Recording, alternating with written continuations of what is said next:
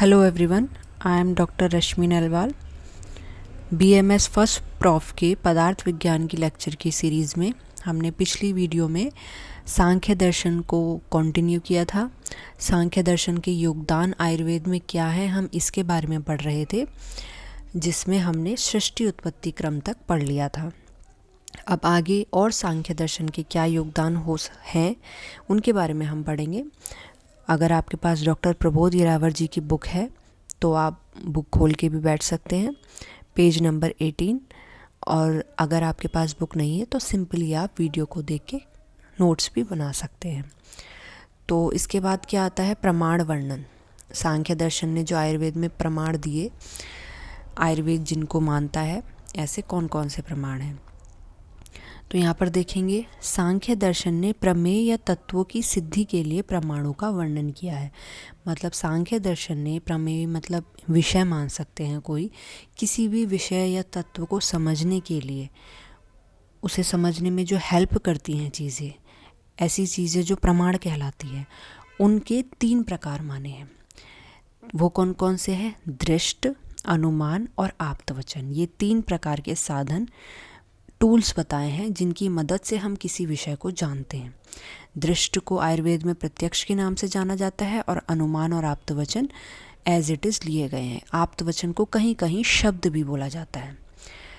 अनुमान को 3 प्रकार का माना गया है, पूर्ववत, शेषवत और सामान्यतो दृष्ट। इन्होंने अनुमान के 3 प्रकार बताए हैं सांख्य दर्शन ने, पूर्ववत, शेषवत और सामान्यतो दृष्ट। इनकी डेफिनेशन हम आगे जाकर, अभी जब अनुमान प्रमाण पढ़ेंगे वहाँ भी पढ़ेंगे। तब तक के लिए एक छोटा रूप बता देती हूँ इसकी डेफिनेशन का।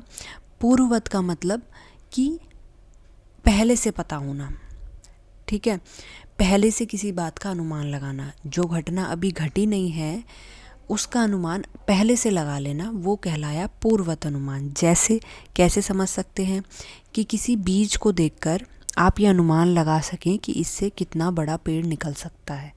अगर हम इस बीज को बोएं तो इससे कितना बड़ा वृक्ष बन सकता है, तो हम आगे की प्रक्रिया का अनुमान लगा रहे हैं, तो वो कहलाएगा पूर्ववत।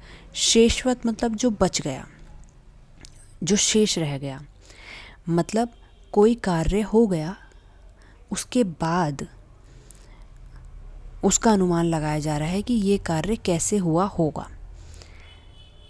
जैसे अगर कहीं पर कोई बाढ़ आ गई, बाढ़ से सब तहस नहस हो गया, तो हम इमेजिन कर रहे हैं उस तहस नहस जो विनाश हुआ है उसको देखकर हम इमेजिन कर रहे हैं कि यार कितनी भयंकर बाढ़ आई होगी। तो वो पुरानी चीज़ों का अनुमान करना, शेष रह गई चीज़ से, वो कहलाएगा शेषवत। और सामान्यतो दृष्ट इज जनरलाइजेशन, जो हम वर्तमान काल में किसी एक चीज़ को देखकर अनुमान लगा दे रहे होंगे। जैसे कि किसी पीली वस्तु को देखकर हम कामला से उसकी तुलना कर रहे हैं जॉन्डिस से, कि यार जॉन्डिस में भी इतना ही पीला होता है जितना ये पीला दिख रहा है, ठीक है। तो ये हो गया सामान्यतो दृष्ट। फिर है कुछ आचार्य पूर्ववत और शेषवत को वीत अनुमान और सामान्यतो दृष्ट को अवीत अनुमान। तो ये कुछ अन्य आचार्यों के मत हैं कि उन्होंने इन अनुमान को वीत और अवीत अनुमान के नाम दिए गए। तो ये हमने पढ़ लिया प्रमाण वर्णन अकॉर्डिंग टू सांख्य दर्शन। इसके बाद क्या दिया और सांख्य दर्शन ने आयुर्वेद को? सत्कार्यवाद। सत्कार्यवाद क्या है, आइए इसे पढ़ते हैं।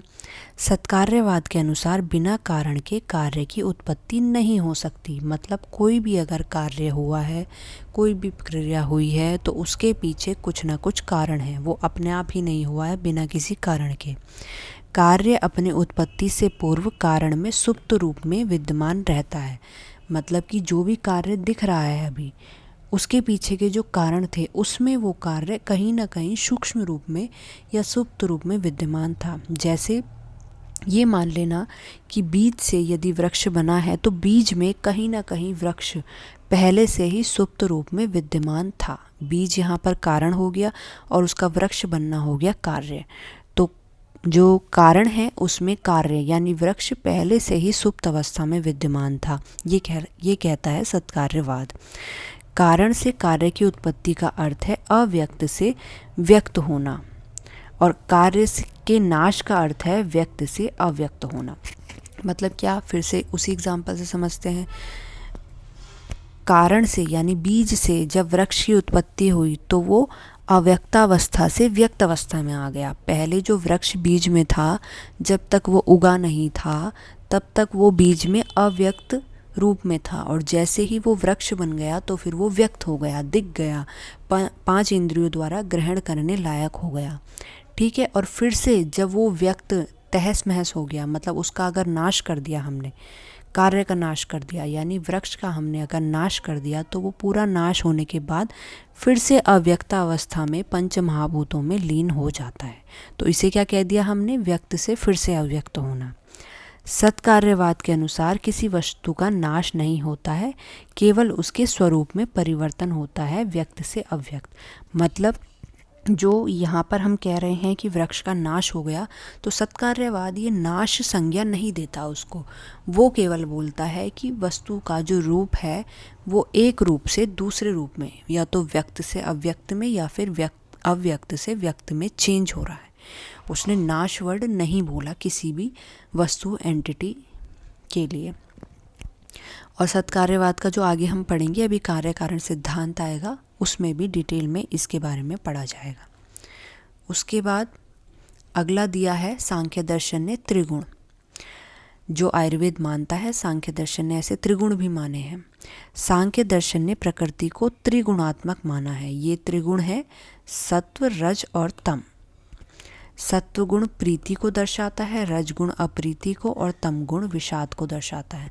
तो सांख्य दर्शन ने माना है कि जो प्रकृति है, जो हमने सृष्टि उत्पत्ति क्रम में प्रकृति, केवल प्रकृति का रूप पढ़ा था, वो जो है 3 तरीकों के गुण से मिलकर बनी होती है, सत्व, रज और तम, जिन्हें त्रिगुण कहा जाता है। और हमने सृष्टि उत्पत्ति क्रम में ये भी पढ़ा था कि उत्पत्ति से पहले ये तीनों जो गुण हैं वो साम्यावस्था में पाए जाते हैं, और जब इनमें हलचल होती है, विषमावस्था आती है, उसके बाद ही सृष्टि उत्पत्ति प्रारंभ होती है। तो अब इसमें कौन कौन सा गुण क्या क्या किस चीज़ को डिनोट कर रहा है? तो सत्व गुण दर्शा रहा है प्रीति को। प्रीति का अर्थ लगाव होता है एक तरीके से। रज गुण होता है अप्रीति, मतलब द्वेष जिसे कह सकते हैं आप। और तम गुण विषाद, यानी डिप्रेशन से भी लिया जाता है। तो ये सब इन जो गुण हैं इनकी क्वालिटी है कि ये सब गुणों में ये क्वालिटी पाई जाती है। तीनों गुण एक दूसरे का अभिभव करते हैं, मतलब ये तीनों जो गुण हैं उनमें आपस में कंपटीशन लगा रहता है कि मैं इसको दबाऊं और मैं इसको कम कर दूं। एक दूसरे का अभिभव करना मतलब एक दूसरे के गुणों को नीचा दिखाना। मतलब कि अगर सत्व गुण प्रीति को दर्शा रहा है तो वो कोशिश करेगा कि वो अप्रीति और विषाद को दबाए, अगर उसकी अधिकता हुई तो। एक दूसरे के ये आश्रित भी हैं और एक दूसरे को ये उत्पन्न भी करते हैं और हमेशा साथ साथ पाए जाते हैं। मतलब सत्व गुण कभी अकेला नहीं पाया जाएगा, रज और तम भी अकेले नहीं पाए जाएंगे, हमेशा तीनों साथ ही पाए जाएंगे। एक दूसरे पे आश्रित भी हैं, एक दूसरे के दुश्मन भी हैं, और एक दूसरे को उत्पन्न भी कर रहे हैं। ठीक है। उसके बाद इनके और गुण बता दिए कि और कैसे कैसे होते हैं, इनका स्वरूप कैसा कैसा होता है इन गुणों का। सत्व गुण को बताया है कि ये लघु और प्रकाशक प्रवृत्ति का होता है। रज गुण जो है उपष्टम्भ करने वाला और चलनात्मक होता है।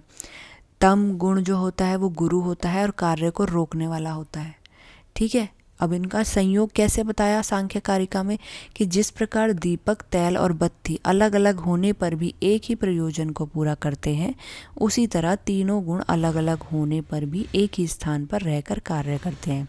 जैसे अगर प्रकाश की उत्पत्ति करनी हो हमें, तो हमें दीपक की ज़रूरत भी होगी, तैल की और बत्ती की भी।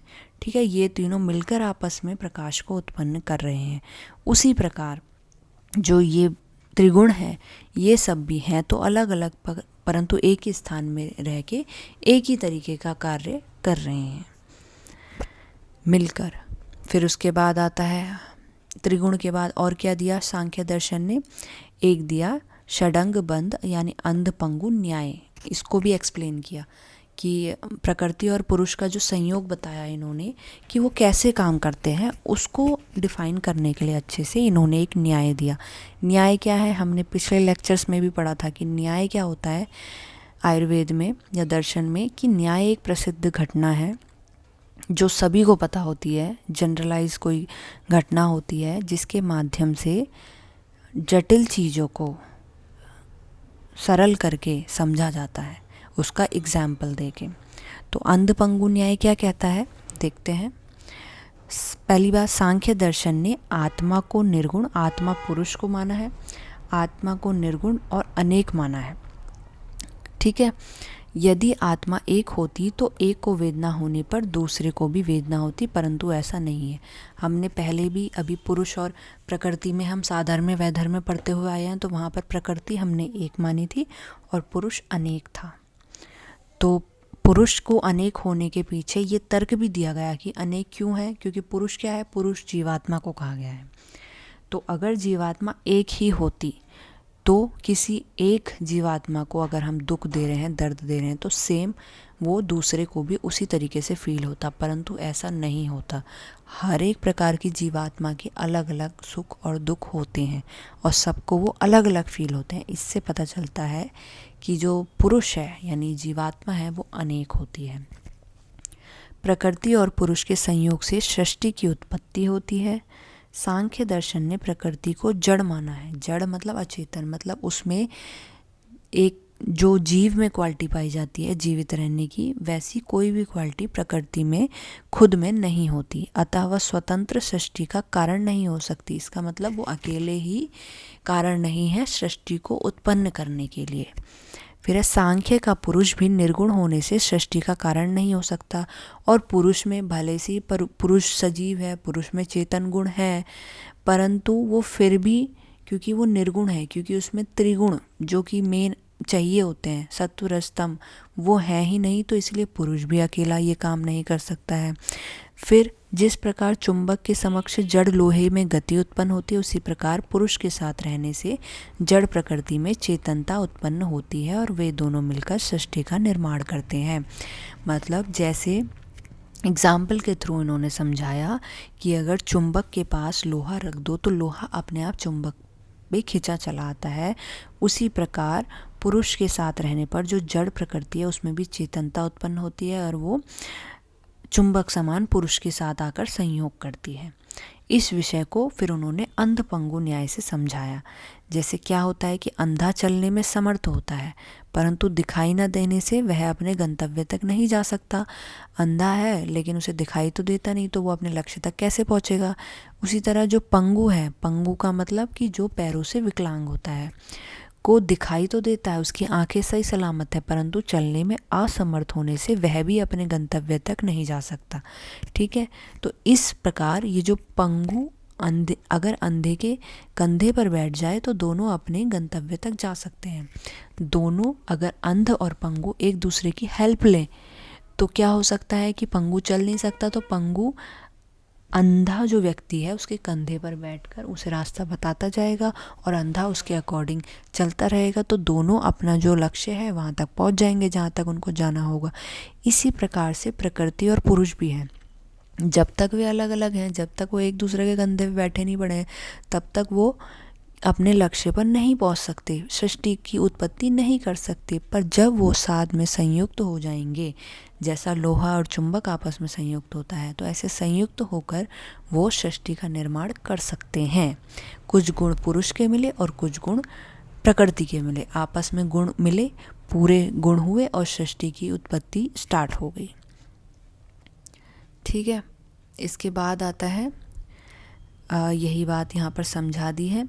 प्रकृति और पुरुष अपने अपने स्वार्थ के लिए संयोग करते हैं। प्रकृति उपभोग के लिए और पुरुष कैवल्य के लिए एक दूसरे से संयोग करते हैं। अब ये कह रहे हैं कि प्रकृति और पुरुष भी जो आपस में संयोग कर रहे हैं वो भी अपने अपने उनकी सेल्फिशनेस है, उनका स्वार्थ है अपना, ऐसे ही संयोग नहीं कर रहे हैं। वो किसी न किसी मदद की उम्मीद रख रहे हैं कि हमें कुछ मिलेगा तभी हम एक दूसरे के पास जा रहे हैं। वो क्या है, प्रकृति तो जो संयोग कर रही है वो तो उपभोग के लिए कर रही है, भोग के लिए संयोग कर रही है, परंतु जो पुरुष मिल रहा है प्रकृति से वो मोक्ष प्राप्ति के लिए। एक जीवात्मा जब प्रकृति से मिलती है तो वो मोक्ष प्राप्ति के लिए संयोग कर रही है प्रकृति से। इस तरह दोनों आपस में संयोग करके सृष्टि उत्पत्ति करते हैं।